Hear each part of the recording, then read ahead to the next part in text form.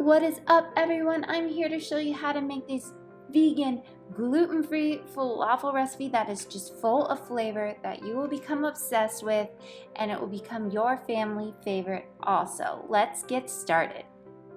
First, let's preheat your oven to 400 degrees Fahrenheit. To a food processor, add in 15 ounces, which is 1 full can of chickpeas. Add in a half diced of onion, 1 cup of spinach, 1 cup of fresh cilantro, 1 tablespoon of sea salt, 1 tablespoon of black pepper, 1 teaspoon of garlic powder, 1 teaspoon of smoked paprika, 2 teaspoons of cumin powder, 2 teaspoons of baking powder, 2 tablespoons of ground flaxseed, and then 1 tablespoon of avocado oil.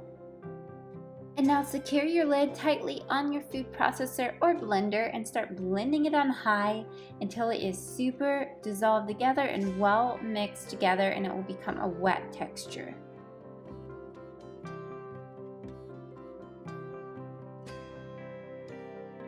After that's blended together, go ahead and add in 1 cup of chickpea flour right up in there, and then food process or blend it again until it's super dissolved and it will turn into like a thickish batter type.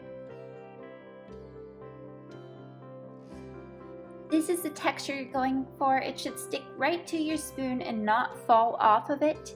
And also, now you will need a large sheet tray lined with some parchment paper that is a non-stick paper.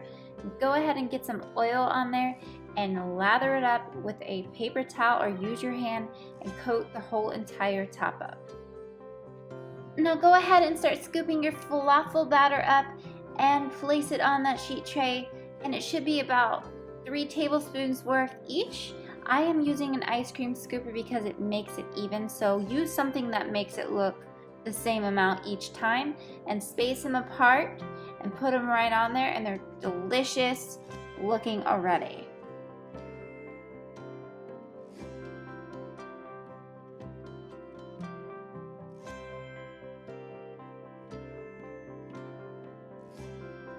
After you put them all up on that tray, go ahead and place it right into your oven. I need you to set a timer for 20 minutes exactly. Make sure your oven is still at 400 degrees Fahrenheit.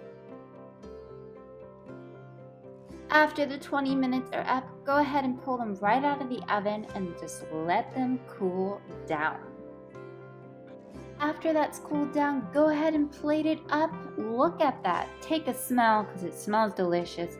Serve it to your family and friends. Take some pictures, show it off.